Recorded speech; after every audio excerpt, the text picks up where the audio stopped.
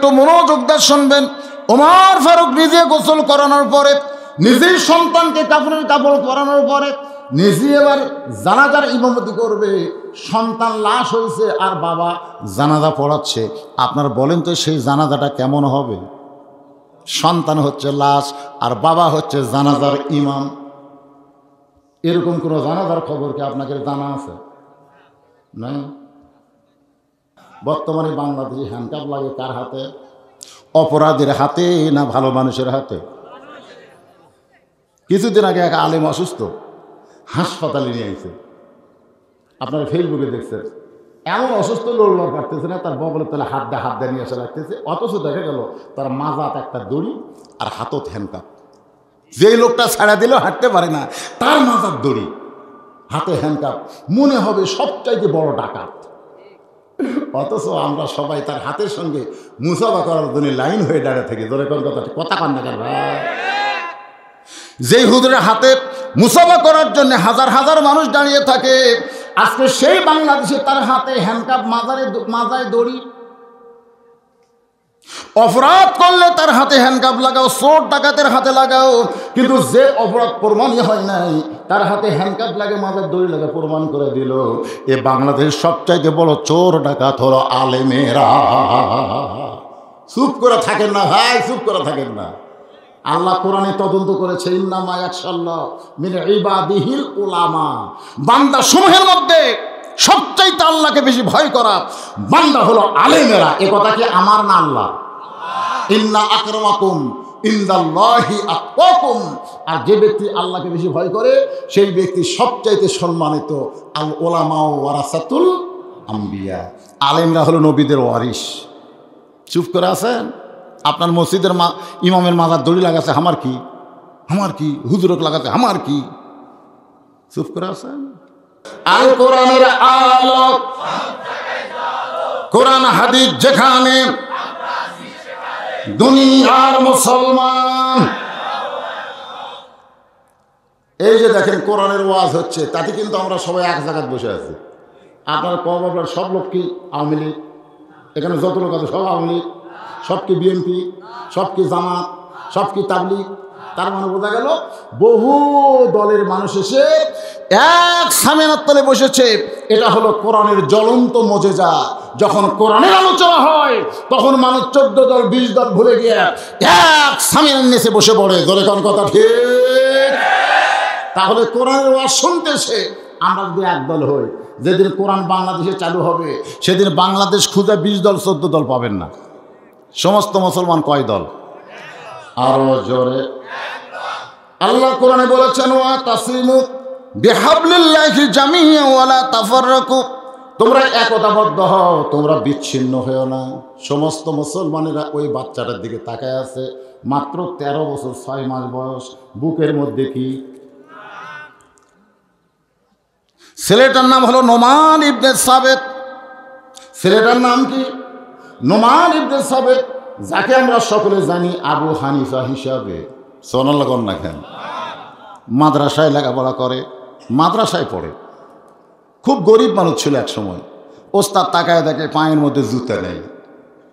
ওস্তাদ তাকায় দেখে ছাত্র নোমান ইবনে সাবেতের পায়ের মধ্যে কি নেই। তো মরুভূমির ভিতরতে আসতে তার কষ্ট হয়। ওস্তাদ বলেন, বাজান আজকে মাদ্রাসা ছুটি হলে তুই আমার কামরায় যাবি। মাইকের সাউন্ড নষ্ট করিস না বাজান, নষ্ট করিস না, যা আছে তা বুঝবার দে। এমনি যা হচ্ছে তো হচ্ছে। বোঝা গেলে মানুষ এরকম করবে। আমি জানি না, মজ করি না, মানে ঠিক মতো শুনবার পাচ্ছেন না। আপনারা আমার মহব্বতে বসে আছেন। মহব্বতে মানুষ কতক্ষণ বসে থাকবে? যদি শোনাই না যায় তো বসে থাকবে কতক্ষণ? যদি বোঝা না যায়। তো ওস্তাদ বলতেছে, মাদ্রাসার ছুটি হলে তুই আমার কামরাত যাবি।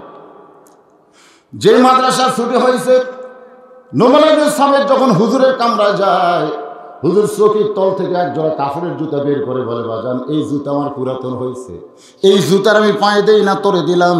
এই জুতা পায়ে দিয়ে তুই আগামীকাল মাদ্রাসায় আসবি। নোমান ইবনে সাবেত জুতা জোড়া বগলের মধ্যে করে নিয়ে রওনা দেয়। রাস্তার মধ্যে বিবেক বলতেছে, যেই জুতা হুজুর পায়ে দেয়া বেড়াইছে সেই হুজুরের জুতা যদি আমি পায়ে দেই তাহলে হুজুরের সামনে বেয়াদবি হবে। বাড়িতে গিয়ে জুতা পরিষ্কার করে ওই জুতার কাপড় খুলে নোমান ইবনে সাবিত সারা রাত ধরে ওই জুতার কাপড় দিয়ে মাথার টুপি বানাইছে। হুজুর তো পরবার কাছে পরবার কয়নি, পায়ে না পরে মাথা পরব। ওই টুপি মাথায় দিয়ে পরে দিন মাদ্রাসায় ওস্তাদ পায়ের দিকে তাকায় দেখে জুতা নেই। ওস্তাদ মনে মনে চিন্তা করে, আমার পুরাতন জুতা বলে তোর পছন্দ হয়নি, আমার পুরাতন জুতা বলে ফাইলে দিয়ে তুই বাড়িতে গেছিস। ওস্তাদ বলে, নোমান মাদ্রাসা ছুটি হলে তুই আমার কামরায় যাবি। গতকালের ভাষা ছিল নরম, কিন্তু আজকের ভাষা হলো গরম। এখন আপনারা বলেন, ওস্তাদ যদি যাবার কয় সে যতই গরম ভাষায় কো, প্রাইমারি হাই স্কুলের ছাত্র না মানলেও মাদ্রাসার ছাত্ররা কিন্তু মানে। ধরে কান ঠিক কিনা? প্রাইমারি হাই স্কুলের ছাত্র যদিও না মানে, কিন্তু মাদ্রাসার প্রত্যেকটা তালেবে ইলম ওস্তাদকে মানে। ঘরের মধ্যে ঢুকতেই চামড়ার চাবুক দিয়ে পিঠের উপরে পিটনি শুরু হয়ে গেছে। মারতে মারতে এক সময় ওস্তাদ বলে, কেরে নোমান, আমার টাকা নাই বলে তোকে টাকা দিবার পারি নাই, টাকা থাকলে তোকে নতুন এক জোড়া জুতা কিনে দিতাম, এই পুরাতন জুতা দিয়েছি, তুই ঘৃণা করে ফাইলা দিয়ে বাড়ি দিয়েছিস। আজকে খালি মেয়ে আসার কারণে তোর রাগ করে মারতেছি, তুই যে কিছুই বলিস না। নোমান ইবনে সাবিত মুচকি মুচকি হাসের বলে, হুজুর আপনি শুধু আমার পায়ের দিকে দেখেন, আমার মাথার দিকে কি আপনি তাকাবেন না? ওস্তাদ মাথার দিকে তাকায় কান্দের বলে, বাবা এত মার মারতেছি, এরপরে তুই কিছুই বলিস না। নোমান ইবনে সাবিত বলে, হুজুর আমি স্বপ্নে দেখেছি আল্লাহর কোরআন শিখতে এসে যত জায়গায় পিটন লাগবে ওই জায়গায় জাহান্নামের আগুন স্পর্শ করবে না। ওস্তাদ বুকের মধ্যে নিয়ে কপালে একটা চুমু দেয়, বলে, নোমান রে, আমি ওস্তাদ হয়ে আজকে তোর জন্য দোয়া করি বাবা, আল্লাহ যেন জগৎ বিখ্যাত আলেম তোরে বানায়া দেয়। বুকের মধ্যে আছে কি, আর সাথে আছে কার দোয়া?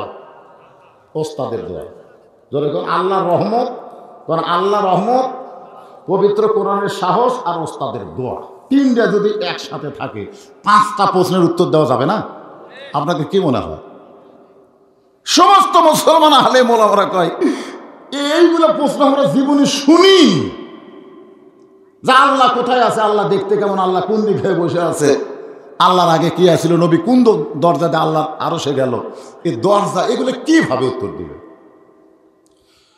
সবাই যখন এরকম নানা চিন্তায় বিভোর, এমন সময় নোমান ইবনে সাবিত ওই নাস্তিক, ওই যে নাস্তিক বসে আছে সভাপতি হয়ে, যাই বারবার প্রশ্ন করতেছে 5টা, তার সামনে গিয়ে হাজির হয়ে বলতেছে, রে নাস্তিকের সভাপতি, আজকে মুসলমানদেরকে হেও করার জন্য তুমি যে 5টা প্রশ্ন করতেছ, এই 5টা প্রশ্নের উত্তর কি তোমার জানা আছে?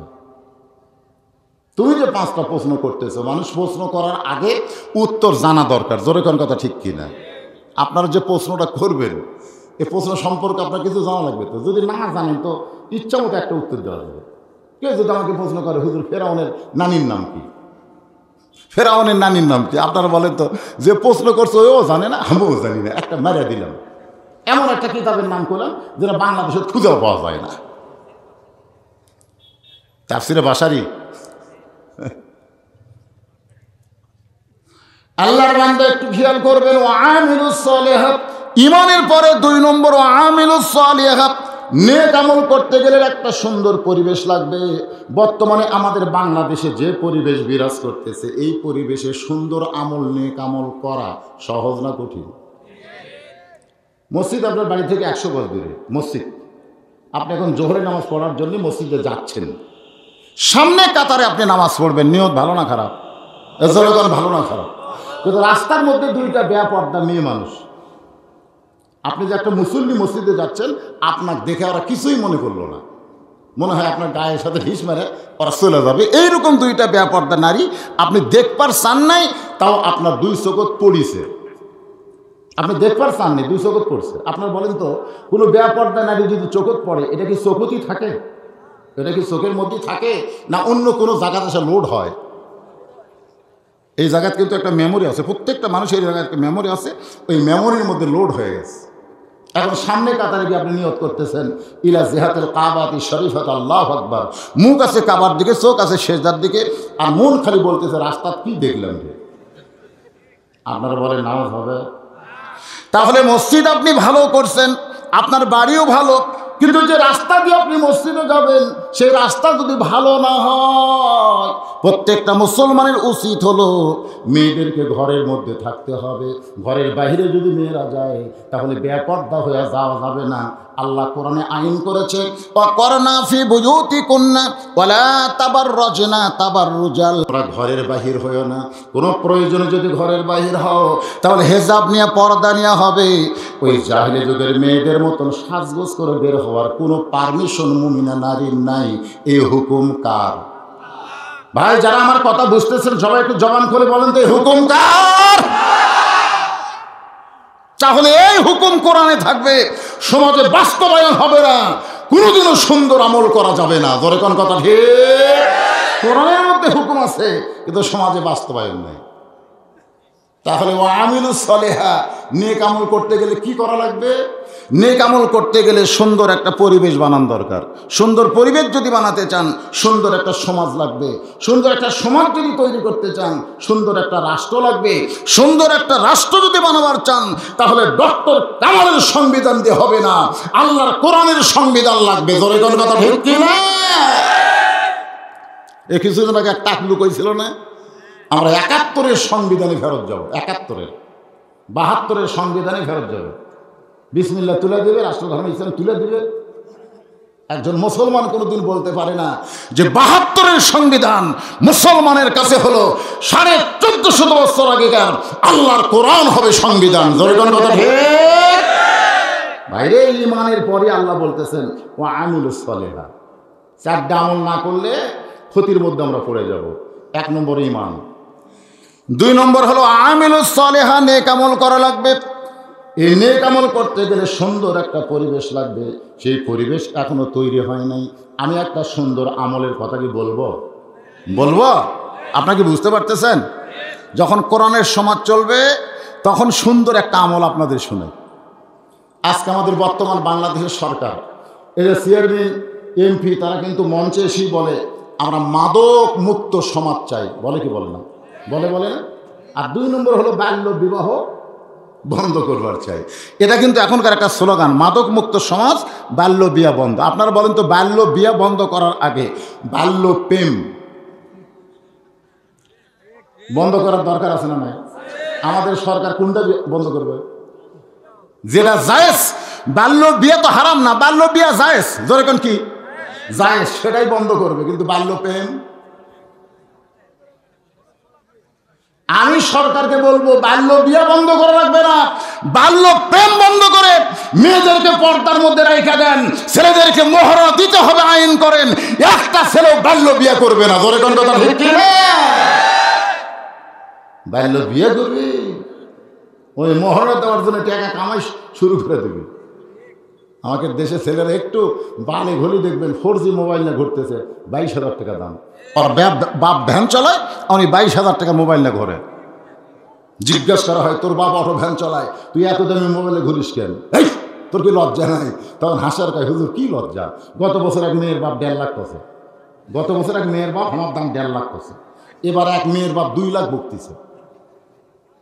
আমি মনে করি তুই কি কুরবানি বাজারে আড়িয়ে যে দিন দিন তোর দাম বাড়তেছে? ছেলেটা বলতেছে হুজুর দাম বাড়বে যতদিন নারীরা বেপর্দায় থাকবে। নারীরা যেদিন পর্দার মধ্যে যাবে সেদিন আমাদের কোনো দাম থাকবে না, নারীদের দাম আল্লাহ বাড়ায় দিবে। জোরে কোন কথা ঠিক কি না? আজকে ছেলেদের দাম বাড়ার কারণ হলো নারীরা বেপর্দায় আছে।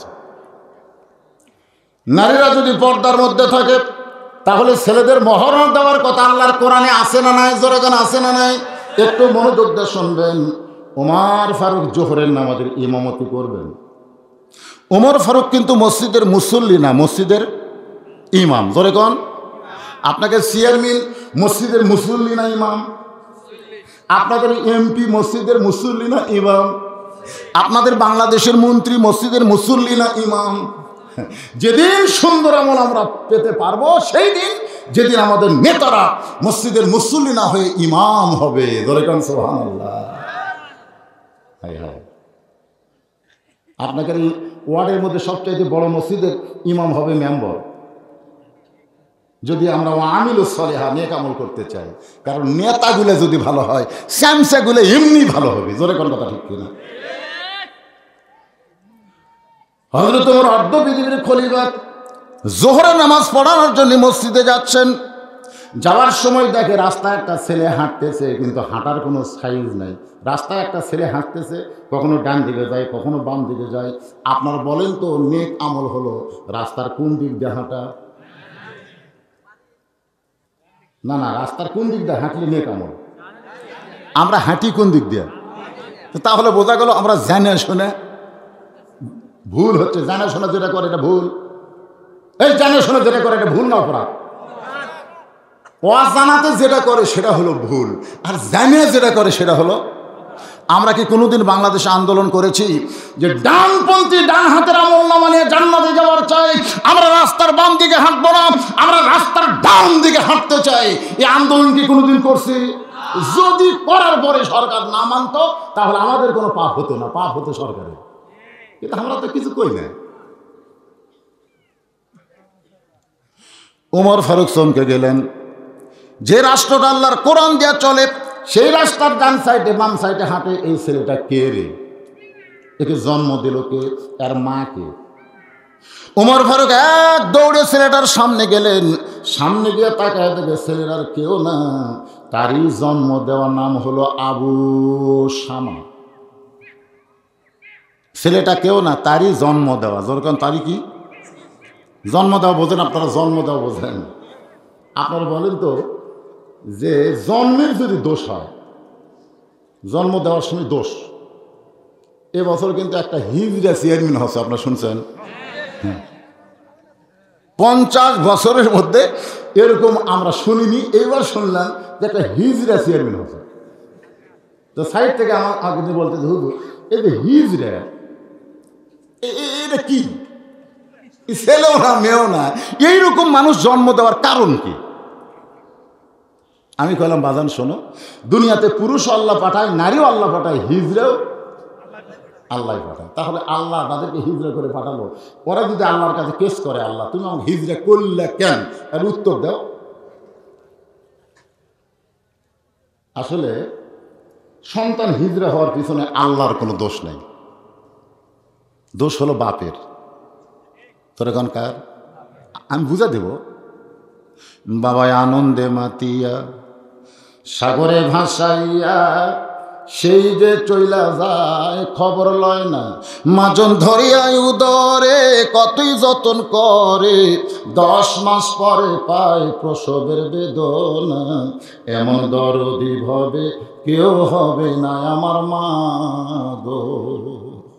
ওমর ফারুক চমকে গেলেন। আমার জন্ম দেওয়ার সন্তান রাস্তার ডানেও হাঁটে বামেও হাঁটে, আমার সন্তান এমন কেন করতেছে? আমার সন্তানকে বুঝান লাগবে কোন দিক দিয়ে হাঁটা দরকার, কোন দিক দিয়ে হাঁটা যাবে না, এটা বোঝানোর দরকার আছে না নাই? আল্লাহ রাসূল বলেছেন, কাউকে যদি কিছু বলবার চাও, কিছু বলার আগেই তুমি তারে সালাম দাও। আপনার যার সঙ্গে কথা বলবেন, যার সাথে আপনি কথা বলবেন, কথা বলার আগে কি দিয়ে কথা শুরু করা লাগবে? আসসালামু কবলাল কালাম। আসসালামু হাদিস শরীফ আছে, কোনো কথা বলার আগেই সালাম দেওয়া লাগবে। ওমর ফারুক তার ছেলেটা লক্ষ্য করে সালাম দিলেন, আসসালামু আলাইকুম ইয়া ইবনি। ইয়া ইবনি মানে আমার পুত্র, আমার দরদের পুত্র, আমার কলিজার টুকরা, ইয়া ইবনি। দেখবেন ওই সূরা লোকমানের মধ্যে এইভাবে সন্তানকে সম্বোধন করা হচ্ছে, আসসালামু আলাইকুম ইয়া ইবনি। সঙ্গে সঙ্গে আবু শামা বলতেছে, আপনি কে ভাই? আপনাকে তো চিনলাম না। ওমর ফারুক দিছে সালাম, আর ছেলে বলতেছে আপনি কে ভাই? আপনাকে তো চিনলাম না। আপনার বলেন তো ওমর ফারুকের অবস্থাটা কেমন হবে? আমি দিলে সালাম, আর বেটা কয় আপনি কে ভাই? আপনাকে তো চিনলাম না। ওমর ফারুক চিন্তায় পড়ে গেলেন। সালামের উত্তর তো আলাইকুম আসসালাম না বলে বাপকে ভাই বলে, অবস্থা কি?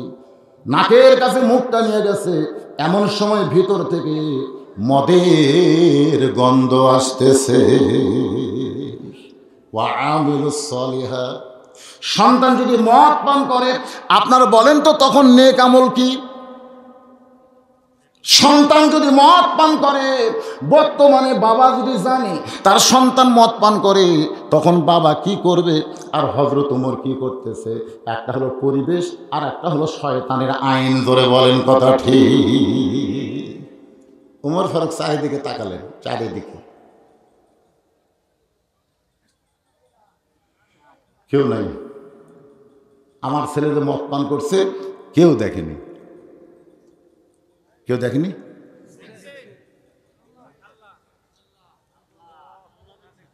খালি উপর দিকে তাকান তো। তাহলে নাস্তিকেরা প্রশ্ন করছে আল্লাহ কোন জায়গাটা আছে? একটা প্রশ্ন করে নাই মুসলমানের, আল্লাহ কোন জায়গাটা আছে? আপনারা যখন আল্লাহ ব্যাপারে জানতে চাবেন কোন দিকে তাকাবেন? কথা কয় না, কোন দিকে তাকাবেন? আল্লাহ নবী লাইলাতুল মেরাজে কোন দিকে গেছে? পাতাল দিকে না উপর দিকে? উপর দিকে কোথায় গেছে সব আমরা জানি। মানিস তাওয়া আলাল আরশ, আল্লাহ কোরআনে বলেছে আমি আরশে অধিষ্ঠিত। ওমর ফারুক যেই মাত্র উপর দিকে তাকাইছে, সঙ্গে সঙ্গে ঈমান বলতে যে কেউ না দেখলে আমার ছেলে যে মদ পান করেছে আমার আল্লাহ দেখেছে। বর্তমানে বাংলাদেশে আল্লাহর দেখা বড় না মানুষের দেখা বড়? কথা কয় না ভাই, কথা কয় না। যতদিন পর্যন্ত মনে করবেন মানুষের দেখা বড়, ততদিন আপনার ঈমান হয় নাই। যখনই বিশ্বাস করবেন দুনিয়ার কেউ না দেখলো আল্লাহ দেখেছে, তখনই আপনি ঈমানদার হয়ে গেছে। কেউ না দেখলো, কে দেখছে? আরো জোরে। ওমর ফারুক এক টানে মাথার পাগড়ি খুললেন, এক টানে পাগড়ি খুললেন। পাগড়ি পরে নামাজ পড়লেন, আল্লাহ খুশি হয়ে তাকে 70 গুণ বেশি সওয়াব দেয়। কিন্তু সেই পাগড়ি খুললেন কারণ ওমর ফারুকের হাতে কোনো হ্যান্ডকাপ নাই। ধরে কান কি কাপ? বর্তমানে বাংলাদেশে হ্যান্ডকাপ লাগে কার হাতে? অপরাধীর হাতে না ভালো মানুষের হাতে? কিছুদিন আগে এক আলেম অসুস্থ, হাসপাতালে নিয়ে আইছে। আপনারা ফেসবুকে দেখছেন, এমন অসুস্থ লড়বার পারতেছে না, তার বগলের তলে হাত দিয়ে নিয়ে এসে রাখতেছে। অথচ দেখা গেল তার মাজাত একটা দড়ি আর হাতত হ্যান্ডকাপ। যেই লোকটা ছাড়া দিলেও হাঁটতে পারে না, তার মাজার দড়ি, হাতে হ্যান্ডকাপ, মনে হবে সবচাইতে বড় ডাকাত। অথচ আমরা সবাই তার হাতের সঙ্গে মুসাফা করার জন্য লাইন হয়ে দাঁড়িয়ে থাকি। ধরে কোন কথা কন না কেন ভাই? যেই হুজুরের হাতে মুসাফা করার জন্য হাজার হাজার মানুষ দাঁড়িয়ে থাকে, আজকে সেই বাংলাদেশে তার হাতে হ্যান্ডকাপ, মাজায় দড়ি। অপরাধ করলে তার হাতে হ্যান্ডকাপ লাগাও, চোর ডাকাতের হাতে লাগাও, কিন্তু যে অপরাধ প্রমাণই হয় নাই তার হাতে হ্যান্ডকাপ লাগে, মাজার দড়ি লাগে, প্রমাণ করে দিল। এ বাংলাদেশের সবচাইতে বড় চোর ডাকাত হলো আলেমেরা। চুপ করে থাকেন না ভাই, চুপ করে থাকেন না। আল্লাহ কোরআনে তদন্ত করেছে, ইন্নামা ইয়াখশাল্লাহ মিন ইবাদিহিল উলামা। বান্দা সমূহের মধ্যে সবচাইতে আল্লাহকে বেশি ভয় করা বান্দা হলো আলেমেরা। এ কথা কি আমার না আল্লাহ? ইন্না আকরামাকুম ইনদাল্লাহি আতকাকুম। আর যে ব্যক্তি আল্লাহকে বেশি ভয় করে সেই ব্যক্তি সবচাইতে সম্মানিত। আল উলামা ওয়ারাসাতুল আম্বিয়া। আলেমরা হলো নবীদের ওয়ারিস। চুপ করে আছেন? আপনার মসজিদের ইমামের মাথার দড়ি লাগাচ্ছে, আমার কি? আমার কি? হুজুরক লাগাচ্ছে, আমার কি? চুপ করে আছেন? একটু মনোযোগ দিয়ে কথাগুলো শুনবেন। ওমর ফারুক এক টানে মাথার পাগড়ি খুলে ছেলের দুইটা হাত বাঁধলেন, হ্যান্ডকাপ লাগালেন। এখান থেকে প্রমাণ হয়ে গেল পাগড়ি মাথায় দেওয়া যেমন সুন্নত, আবার প্রয়োজনে হ্যান্ডকাপ করাও কি সুন্নত। আমি আহলে হাদিসের মধ্যে রাজশাহীর বাগমারায় জুমার দিনে, দিনের বেলা আমার ওয়াজ, দিনের বেলা ওখানে জুমার নামাজ পড়তে ঢুকে দেখি ইমাম সাহেব এইরকম একটা মোটা লাঠি হাতত নিয়ে খুতবা দিচ্ছে। এরকম লাঠি হাতত নিয়ে কি দিচ্ছে আমি তো জীবনে দেখিনি, হাতে লাঠি নিয়ে খুতবা দেওয়া। তো নামাজ শেষ হলে ইমামকে বললাম, কে ভাই লাঠি কেন? বলো হুজুর আপনি এত বড় আলিম হয়ে জানেন না লাঠি নেওয়া সুন্নত? আমি কইলাম ভাই আমরা তো লাঠি নেই না। তো বলতেছে ও আপনারা হানফি তো সেই জন্য নেন না। যখন বলে হানফি তখন আমার খুব রাগ হলো। এই যে 5টা প্রশ্নের উত্তর যিনি দিবে তিনি কিন্তু ইমামে আজম আবু হানিফা রহমতুল্লাহ সুবহানাল্লাহ। এখনো তো উত্তর শুরু হয়নি। দেখেন জ্ঞান কার? উনি যে আমাদের ইমাম, আমরা কি ভুল করছি না ঠিক করছি কিছুক্ষণ পরেই বুঝবেন। এ বাবা একবারে 2 জন উঠলে মানুষজন বিরক্ত হয়। আল্লাহর বান্দা একটু মনোযোগ দেন। আমি কইলাম ভাইজান লাঠি কেন? কয় লাঠি নেওয়া সুন্নত। আমি কইলাম আমরা তো লাঠি নেই না। কয় আপনার তো হ্যানফি। আমি বললাম আচ্ছা ঠিক আছে, তোমরা লাঠি নাও, এটা কি খালি ভিতরে নাও না বাইরেও নাও? না হুজুর আমরা তো লাঠি বাইরে নেই না, খালি ভিতরে নেই। আমি কইলাম কোনো সুন্নত খালি ভিতরে হবে, বাহিরে হবে না, এটা তো সুন্নতের বরখেলাপ। তো বলে হুজুর বাহিরে লাঠি নেওয়া লাগবে কেন? আমি বললাম বিশ্বাস যদি না হয় আমার গাড়ির মধ্যে গিয়ে দেখো একটা লাঠি আছে। তখন বলে হুজুর গাড়ির মধ্যে লাঠি কেন? আমি বললাম বিপদে পড়িস নি তো বুঝবো কেমন? তুই খুদ বা দিচ্ছিস লাঠি নিয়ে, এটা তো কোনো বিপদ নাই। লাঠির দরকার যেটি বিপদ হবে সেটি দরকার, কথা ঠিক না? তোর লাঠি দেখা ওকে কিছু করছে না? না এটা সুন্নত। আমি বললাম আমার গেটে ড্রাইভার আমাকে নামাই দিছে। ড্রাইভার বলে হুজুর গাড়ি রাখার জায়গাতে আমি গাড়ি রাখতেছি, আপনি বাসায় যান। আমি যেই বাসায় ঢুক পারছি একবারে 4 কুত্তা আমাকে ধরছে, একবারে 4 কুত্তা। মানে আমার কাছে তলোয়ারে রেস্টে আসছিল, আমাকে দেখে খাও খাও করে ধরছে। আমি আয়াতুল কুরসি পড়তেছি, কুত্তা থামে না। আমি দোয়া ইউনুস পড়ি কিন্তু কুত্তা থামে না। আমি কুত্তা থামানোর দোয়া কোরআনে আছে, ইন্নাহুম ইয়াকিদুনা কাইদা ওয়া আকিদু কাইদা। এটা বলার পরে কুত্তা মনে হয় আমার পাঞ্জাবে ছিঁড়া ফেলবে। তখন আমার বিবেক বলতেছে মাওলানা তোর কাছে দোয়া আছে কিন্তু লাঠি নাই। আজকে যদি লাঠি থাকতো একটা দোয়াও লাগতো না। জোরেখান কথা ঠিক কিনা? আজকে যদি খালি লাঠি থাকতো তোর একটা দোয়াও লাগতো না। এক কুত্তার পাছায় একটা বাড়ি মারলে বাকি 4টে এমনি দৌড় মারতো। জোরেখান কথা ঠিক কিনা? আমি বললাম ভাই এই জন্য লাঠি খালি মসজিদের ভিতরে না, মুসলমান সব জায়গায় লাঠি রাখা দরকার। জোরেখান ঠিক? সিরাজগঞ্জের মধ্যে আজিল হক জিহাদ ওয়াজ করবে। ওয়াজের দিন সকালে বলতেছে যে থানা এসে মঞ্চে গরম বক্তব্য দিয়ে গেছে, আপনার এখানে আসা চলবে না, আপনার ওয়াজ হবে না। তখন আজিল হক জিহাদি বললেন ভাইজান থানা কি বললো সেটা আমার কথা না, আমার কথা হলো তোমরা 2 হাত করে 200টা লাঠি বানাও।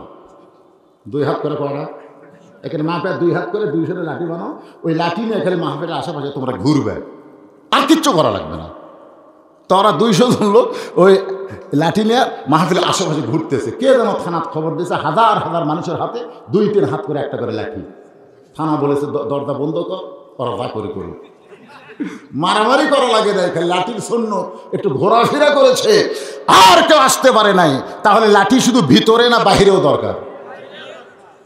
ওমর ফারুক একটা ছেলেকে নিয়ে গেছে মসজিদে, মসজিদ নববীর একটা খুঁটির সঙ্গে আবু শামাকে, বাদ বাকি যে পাগড়ি ছিল ওই পাগড়ি দিয়ে তার 2টা পা বেঁধে একেবারে মরমা দিয়া ভিতরে গিয়ে নামাজ শুরু করলেন। জোহরের পূর্বে 4 রাকাত সুন্নত আছে না নাই? আপনারা কি পড়েন? সর্বসাকল্যে 12 রাকাত সুন্নত আপনাদের পড়াই লাগবে। জোহরের পূর্বে 4 রাকাত, জোহরের পরে 2 রাকাত, মাগরিবের পরে 2 রাকাত, এশার পরে 2 রাকাত, আর ফজরের আগে 2 রাকাত। এই সর্বসাকল্যে কয় রাকাত?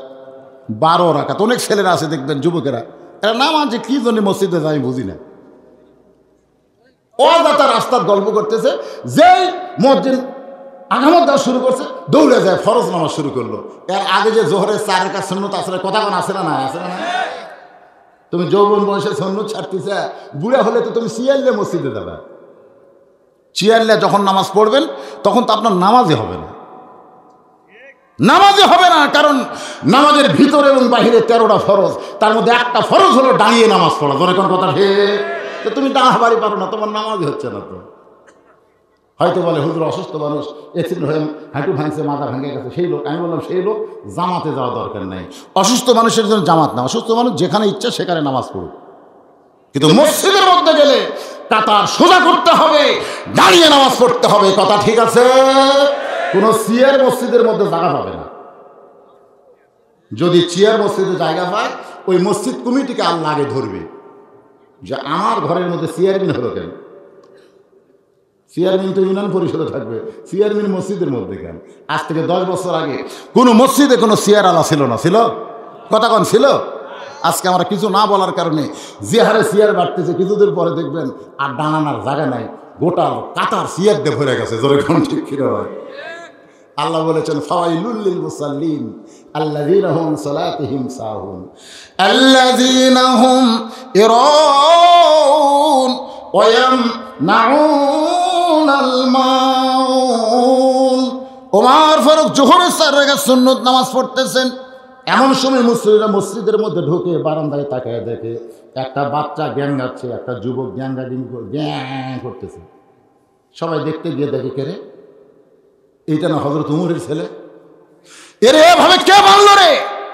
কার এত বড় সাহস অর্ধ পৃথিবীর খলিফার সন্তানকে মরমা দিয়ে খুঁটির মধ্যে বাঁধে? একজন এবার বলতেছে, চিল্লাস কেন? ওই জন্য মসজিদের মধ্যে তাকায় দেখে উমর ফারুক রুকুর থেকে শেষ দাগ গেছে। বলতেছে, উমর ফারুক যেখানে নামাজ পড়তেছে সেখানে চিল্লি করে কোনো লাভ আছে? ধরে কোন চিল্লে কোনো লাভ আছে? কারণ তার ছেলেকে কে মরমা দিয়ে বাঁধলো এটার কোনো সাহাবীর বুঝতে বাকি রইল না। বাজান কিছুক্ষণ পরে যখন জোহরের ফরজ নামাজ শুরু হয়, সবাই তাকায় দেখে উমর ফারুকের টুপি আছে কিন্তু পাগড়ি নেই। ধরে কোন কি নেই? আপনারা বলেন তো পাগড়ি কোন জায়গায়? পাগড়ি দিয়ে আবু শামাকে মরমা দিয়ে বেঁধে রেখেছে। ওমর ফারুক জোহরের 4 রাকাত নামাজ আদায় করার পরে, জোহরের পরে 2 রাকাত সুন্নত আদায় করে তাড়াতাড়ি হযরত ওমর ছেলেটার কাছে আসলেন। যেই মাত্র ছেলেটার কাছে হযরত ওমর দাঁড়াইছে, সঙ্গে সঙ্গে ছেলেটা কান ধরে বলে, বাবা, ও বাবা, আমাকে কেমন ভাবে কষ্ট করে মরমা দিয়ে বাঁধলো বাবা, আমার বড় কষ্ট হয়, আমার হাতে লাগতেছে, আমার পায়ে লাগতেছে, মেহেরবানি করে আমার বাঁধনটা ছেড়ে দেন, মেহেরবানি করে আমার বাঁধনটা খুলে দেন। ওমর ফারুকের চোখ দিয়ে দর দর করে পানি পড়তেছে। চোখ দিয়ে পানি পড়ার কারণ হলো, কিছুক্ষণ আগে তুই আমারে কইছিস ভাই, কিছুক্ষণ আগে কি কইছ? আমি যখন সালাম দিলাম তুই কইলি আপনি কে ভাই, আপনাকে তো চিনলাম না। কিছুক্ষণ আগে তুই আমারে ভাই কইছিস, আর এখন আবার বাবা বাবা বলে কাঁদতেছিস। আপনার বলেন তো, কোনো সন্তান যখন বাপকে বাবা বলে ডাক দেয়, সন্তান যত অপরাধী হোক না কেন, এ বাবা বলার সঙ্গে সঙ্গে বাবার কলিজা কিন্তু শান্তি পায়। সুবহানাল্লাহ কোন টাকা? আহা, যে ছেলেটা আপনাকে সবসময় বাবা বাবা বলে আপনাকে একসময় বিরক্ত, এত বাপ বাপ করিস করে, এত বাপ বাপ করিস করে, আজকে সেই ছেলেটা 2 বছর হলো বিয়ে করছে, বউ কি বুদ্ধি দিছে আর মুখই খোলে না। এরকম কিছু ছেলে আছে না? গ্রামের নাম হলো এটা কি, কর্ণ ঘোষ। বাপ মাও থাকে এই গ্রামে, আর ছেলে বউ নিয়ে থাকে সিরাজগঞ্জ শহরে। 5 তলা একটা বিল্ডিংও করছে। ছেলে এখন শহরে বাসা, বউ নিয়ে থাকে, বাপ মাও গ্রামে থাকে, বাপ মার কথা মনেই নেই। বাবা অসুস্থ হয়ে সিরাজগঞ্জ শহরের ডাক্তারের কাছে, এত লম্বা সিরিয়াল, ডাক্তার ভালো, দেখতে দেখতে রাত 9টা বাজলো। এখন বাবা চিন্তা করে, এ রাত 9টার সময় কর্ণ ঘোষে কেমনে যায়, 9টার সময় কর্ণ ঘোষ কেমনে যায়। ভিতরের মন বলতেছে, কে তোর সন্তানের বাসা নাই? এই কর্ণ ঘোষ দেওয়া লাগবে, তোর বেটার বাসা নাই। দেখেন বাসার কথা, বেটার বাসার কথা বাবার মনেই নেই, কারণ বাবার যে ব্যবহার, সন্তানের যে ব্যবহার, কিন্তু এখন বিপদ। বাবা রাত 9টার সময় ছেলের বাসার দরজা, ছেলের নাম হলো আব্দুল্লাহ। যখন ছেলের নাম কি ডাক দিয়েছে, আব্দুল্লাহ। আব্দুল্লাহ ফোন করছে, কে রে? আমাকে সবাই স্যার বলে ডানে, সাহেব বলে ডাকে। আরে এই বেটা এত রাত্রে আব্দুল্লাহ করে ডাকে, এই আব্দুল্লাহর নাম ধরে ডাকার মরদ কে রে? আপনার বলেন তো, নাম ধরে ডাকার মরদ কে? আমি যত বড়ই বক্তা হই, আপনার আমার হুজুর কন, কিন্তু আমার বাপ কুদির হুজুর কষা। আমাকে যারা দাওয়াত দিবার চান তারা দেখবেন, আমার বাবা সবসময় আমার দেখার আগে আমার বাবার সঙ্গে তাদের দেখা হয়। একদিন আব্বা আমাকে বলতেছে, বাবা বুঝলো, এই বুঝলো, তো লোকজন বসে আছে, আমি মনে হয় কই কে রে? আমি বললাম, আব্বা একে সরাসরি আগে কিছু আছে কিছু নাই, সরাসরি বুঝলো। আব্বা কয়, তোকে আবার হুজুর কল একদিন। এখন আমার আব্বা 18 সালে মারা গেছে। আমি যতদিন ওয়াজ করতে যাই বাবার কবরে সালাম দিয়ে, আবার যত রাত্রি বাসায় যাই বাবার কবরে সালাম দিয়ে কান্দির বলি, বাবা বজরু বলে ডাকার আর দুনিয়াতে কেউ না।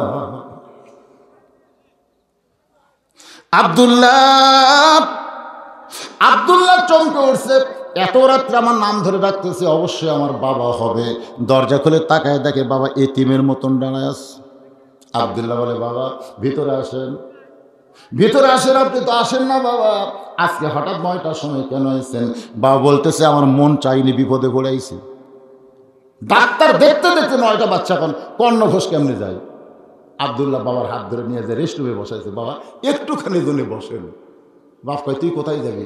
কোথায় যাবি? প্রধানমন্ত্রীর কাছে। কি মনে করতেছে? মনে মনে সব কথা তো কোয়া যায় না, বুঝবার পারে তো। বাপরে রেশমে বসায় আব্দুল্লাহ এবার বিবির কাছে গিয়ে দেখে বিবি কম্বল গাওয়ার দিয়ে শুয়ে আছে। আব্দুল্লাহ বলে, বিবির আমার বাবা তো কোনোদিন আসে না, আজকে বিপদে পড়াইছে, বাবার সামনে একটু খাবার দাও। বউ বলতেছে, তুমি জানো না সকাল থেকে আমার মাথা শিরশির করতেছে, আমার পিঠের মধ্যে ব্যথা করতেছে, আমি এখন উঠতে পারতেছি না, যদি পারো তুমি তোমার বাবার সামনে খাবার দাও। বাবা চিল্লায় বলে, আব্দুল্লাহ তুই মনে কি করছিস আমি খাবার জন্য আইছি? আমার পেটে কোনো ক্ষুধা নাই, আমার অসুস্থ বউ মরে, তুই কষ্ট দিস না বাবা, তুই শুধু আমাকে একটু থাকার জায়গা দে।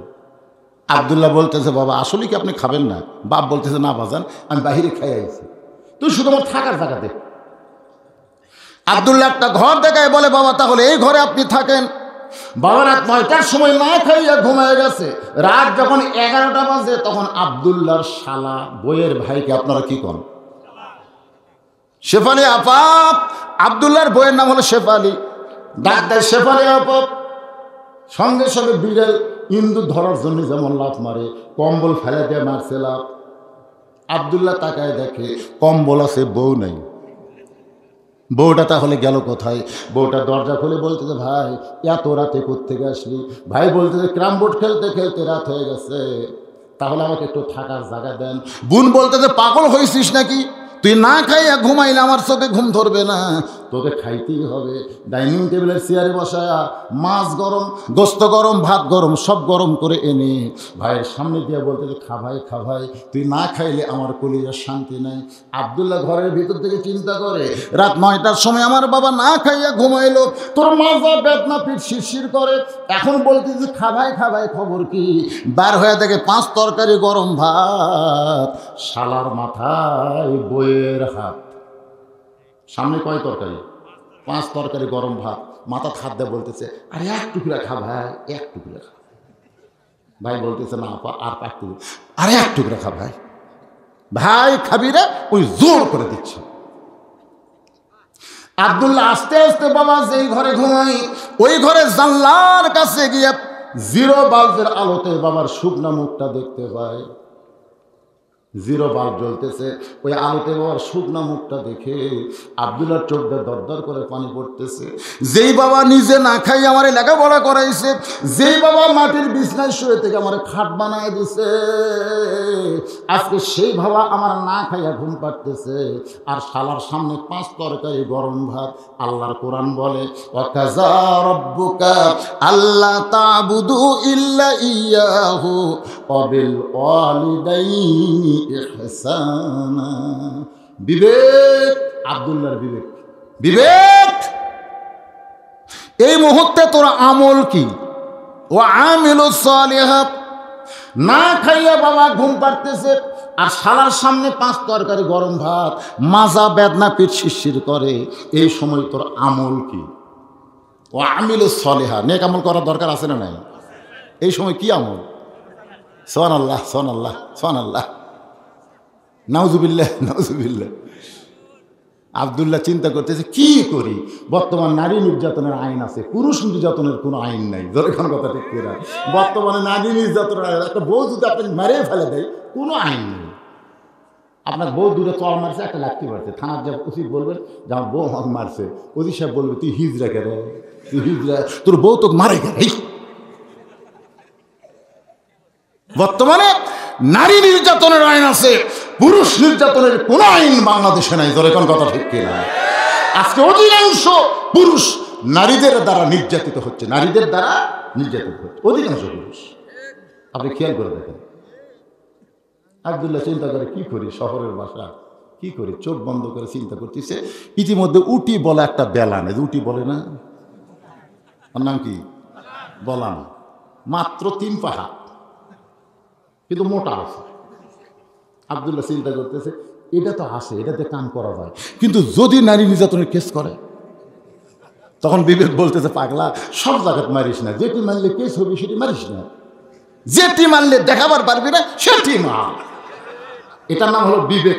কোনো আদালতের আগে আপনার কাছে একটা আদালত আছে, যেরকম আছে না, আপনি চোখ বন্ধ করে দেখেন সেই আদালতের খবর কি। এই আদালত থেকে যদি রায় নেন, দুনিয়ার কোনো আদালত লাগবে না।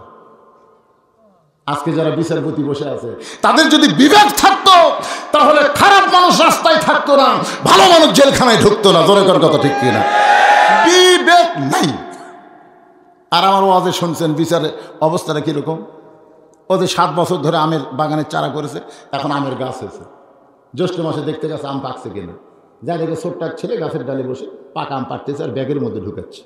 বাগানের মালিক বলে, 7 বছর হলে গাছ পালতেছি রে, এই বছর আম ধরছে, একটা আম আমি খাই নাই, আমার পরিবারের কেউ খাই নাই, আর তুই আমার কাছে আম পড়তেছিস, তোর বাপকে বিচার দেবো। এই তোর বাপের মুসকে মুসকে হাসে।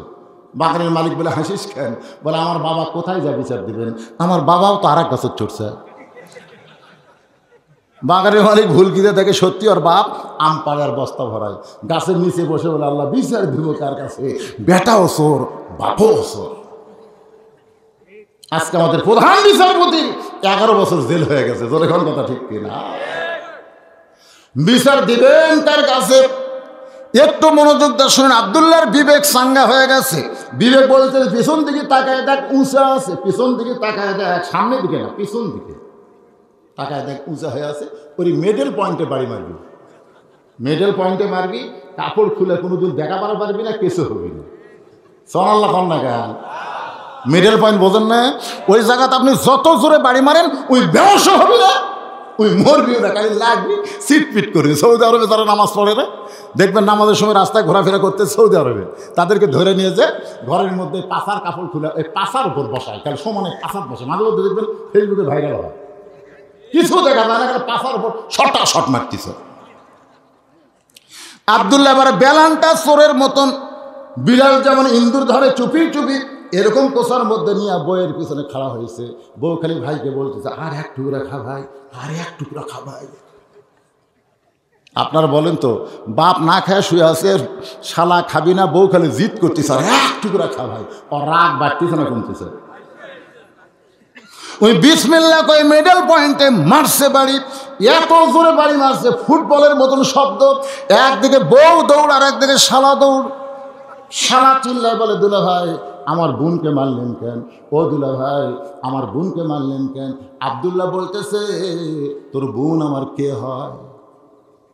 তুই যে বলতেছিস আমার বোনকে মারলেন কেন, তোর বোন আগে না আমার বউ আগে? আপনার কোন তো বোন আগে না বউ আগে? তুই তোর বোনের জন্য কি করছিস? এই তোর বাপ কি করছে রে ফকুরনি? তোর বাপ তোর বোনের জন্য কিছুই করে নাই, তুই ভাই হয়ে তোর বোনের জন্য কিছুই করিস নাই। আর আমি তোর বোনকে এত ভালোবাসি যে ভালোবাসার কারণে আমার বাপ মাকে ছেড়ে আমি সিরাজগঞ্জ শহরে 5 তলা বাসা করছি তোর বোনের ভালোবাসায়। কারণ বউকে ভালোবাসার কথা কোরআনে আছে, আছে না নাই? আল্লাহ নবী ঘরের মধ্যে বসে আছে, ইতিমধ্যেই উম্মাহাতুল মুমিনিন মা আয়েশা ঘরের মধ্যে ঢুকছে। যে মা আয়েশা ঘরের মধ্যে ঢুকছে, সঙ্গে সঙ্গে নবী দাঁড়িয়ে গেলেন। নবী দাঁড়িয়ে গিয়ে দরজা বন্ধ করলেন, জানলা বন্ধ করে দিলেন। কারণ বউ যখন ঘরের মধ্যে ঢোকে তখন দরজা জানলা খুলে রাখা যাবে। নবী দরজা জানলা বন্ধ করে দিলে মা আয়েশা থরথর করে কাঁপতেছে। আল্লাহ নবী আয়েশা কাঁপতেছে কেন? আয়েশা বলে, রাসূলুল্লাহ আপনার জুতার পরশে আল্লাহর আরশ ধন্য হয়ে গেছে।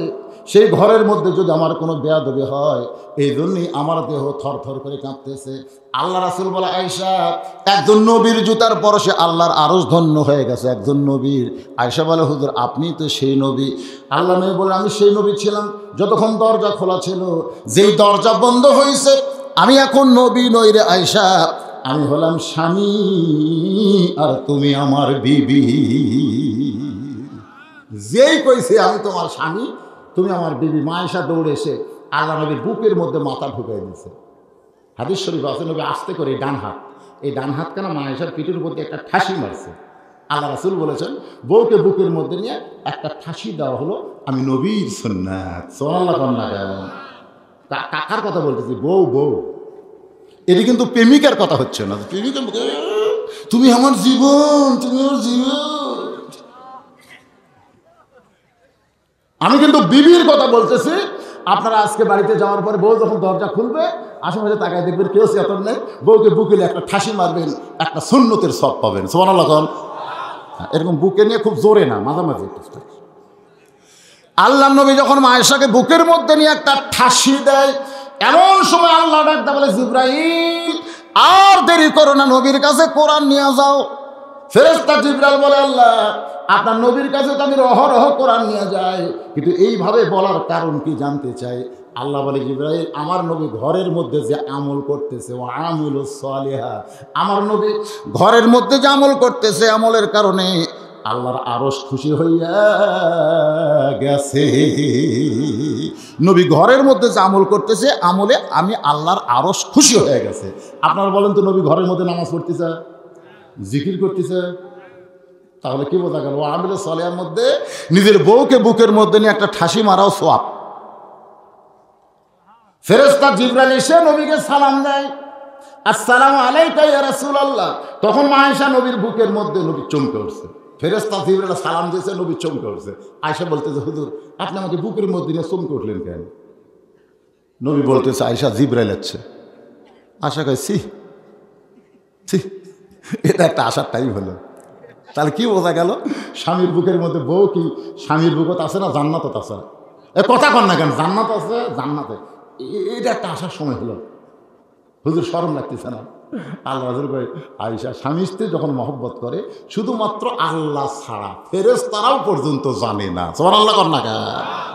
স্বামী স্ত্রী যখন মহব্বত করে, শুধুমাত্র আল্লাহ ছাড়া ফেরেশতারাও, আর প্রেমিক প্রেমিকা যখন মহব্বত করে, রাস্তার কুত্তেরা পর্যন্ত। এই যে সামনে একটা ফেব্রুয়ারি মাসে 14 তারিখ আসতেছে, 90% মুসলমানের দেশে ভ্যালেন্টাইন ডে, বিশ্ব ভালোবাসা দিবস উদযাপন করতে চায়। আমাদের বাংলার যুবকেরা, ধরে কোন ঠিক কিনা ভাই? যুবকেরা পরে বউ পাবা, যারা প্রেম করতেছে ওরা একদিন বউ পাবে, কিন্তু বউ ওয়ার ডিউটি করবি, তখন ওর আর দুনিয়াকে মজা নিলে দুনিয়া থাকবে না, আর শরীর থাকবে কিন্তু বল থাকবে না। কথা বুঝতেছেন না? আর প্রেম টেম না করে যারা বিয়ার ধান্দা করতেছে, ওরা মরা পর্যন্ত সেই মজা। দেওয়ালে লেখা আছে ইন্ডিয়ান হারবার, আমি দেখছি দেওয়ালে লেখা আছে ইন্ডিয়ান হারবার। আমি দেখলাম, দেখি তার মধ্যে কী লেখা আছে? লেখা আছে ছোটো জিনিস বড় করবেন, বেকা আছে সোজা করবেন, চিকন আছে মোটা করবেন, তাহলে এই ওষুধ 2 মাস খান, কোন ওষুধ খাওয়া লাগবে না। এই যুবকেরা, আমি আল্লাহর কোরআন থেকে তোমাদের একটা ওষুধ দিয়ে যাবো, এই ওষুধ তোমরা আমল করবা। কোনোদিন ইন্ডিয়ান হার্বাল কোনো ধ্বজভঙ্গের ওষুধ খাওয়া লাগবে না। অনুনাজ্জিলু মিনাল কুরআনি মা হুয়া শিফা, আল্লাহ কোরআনকে নাজিল করেছে যাবতীয় কোনো ঔষধ হিসাবে। ধরে গান সুবহানাল্লাহ। আপনি কি মনে করেন কোরআনের ওষুধ না? ওই দেওয়ালের ওষুধ খাওয়া লাগবে? 1 সপ্তাহ ভালো চলবি, তারপরে এমন সুতা সত্যি আর জীবনেও খারাপ হবে। হাসতেছেন কেন? হাসতেছেন কেন? অনুনাজ্জিলু মিনাল কুরআনি মা হুয়া শিফাউ ওয়া রাহমাতুল লিল মুমিনিন। এটা কি আমার কথা না আল্লাহর কথা? আল্লাহ বলেছেন এই কোরআনকে মুমিনদের যাবতীয় রোগের ঔষধ হিসাবে নাজিল করেছি। সব ওষুধ আল্লাহর কোরআনের মধ্যে আছে না নাই? আমার কথাকে আপনারা বুঝতে পারতেছেন ভাইজান? একটু মনোযোগ দিয়ে শুনবেন। ওই নাস্তিক সভাপতির সামনে ছেলেটা দাঁড়ায় আছে, 13 বছর 6 মাস, বুকের মধ্যে কোরআন, মাথায় হুজুরের জুতার কাপড়ের টুপি আর দোয়া। সুবহানাল্লাহ কর না কেন? আল্লাহর রহমত আছে না নাই? এই নাস্তিকের সভাপতি, তুই যে 5টা প্রশ্ন করলি মুসলমানকে, সমস্ত জনগণ এক বাক্যে বলতেছে, এই সভাপতি চেয়ার থেকে নাম। মানে যারা নাস্তিক, যারা মুসলমান, সবাই খেপে গেছে। তুই উত্তর জানিস না, তুই আমাদের মতোই, তুই কে চেয়ার গরম করতেছিস? চেয়ার থেকে নাম। এমন ভাবে নামদার কইছে, বুঝলেন? যেরকম টাকলু 2 দিন আগে কি ক্ষমতা, আমাকে দাড়ি কামে দিবি, টুপি খুলে নিবি। জোরে কোন কথা ঠিক কিনা? ওর মুখ যা শরীর তাই কয়। আল্লাহ কই রে, আমার নবীর সুন্নত টুপি তুই খুলবো, আমার নবীর সুন্নত যাদের মুখে তুই কামে দিব। এতদিন যা করছিস আর সহ্য করা গেল না। সারা জীবন বাঁচানোর জন্য পলালো কোথায়? কানাডায়। মার্সেল এক লাতিতে দুবাই পড়ছে। দুবাই বাড়ছে লাতি বাংলাদেশের বিমানবন্দরে। ওই বিমানবন্দরের পুলিশের পোশাক পরে টাকলু যে কোন জায়গা পলালো এখন পর্যন্ত খুঁজে পাওয়া যাচ্ছে না।